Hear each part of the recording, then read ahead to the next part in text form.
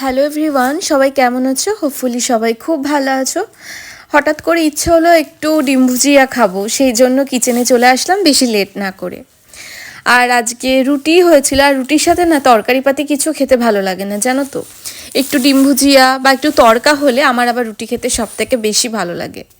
তার জন্য চটজলদি একটু বানিয়ে নিলাম ডিম ভুজিয়া। যাই হোক, সব প্রথমে একটা কথাই আমি বলি যে তোমাদের সাথে গল্প করতে করতে রান্না করলে আমার রান্নাটার স্বাদও যেন বেড়ে যায়, আর আমার যেন সময়টাও কম লেগে যায়। তাই ভাবলাম তোমাদের সাথে রান্না করতে করতে একটু আসি। তোমরা সবাই কেমন আছো আর কোথায় কেমন ঠান্ডা পড়েছে আমাকে কিন্তু অবশ্যই জানিও। আর আমাদের এখানে খুব একটা বেশি কিন্তু ঠান্ডা পড়েনি, তবে এই সকালবেলা ঘুম থেকে ওঠার পর আর এই সন্ধেবেলাটা বেশ একটু হালকা ঠান্ডা লাগে। তাছাড়া কিন্তু সেরকম ঠান্ডা পড়েনি।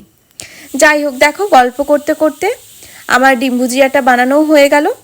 আর চলো এখন আমি সার্ভ করে দিয়ে সবাইকে খেতেও দিয়ে দিই।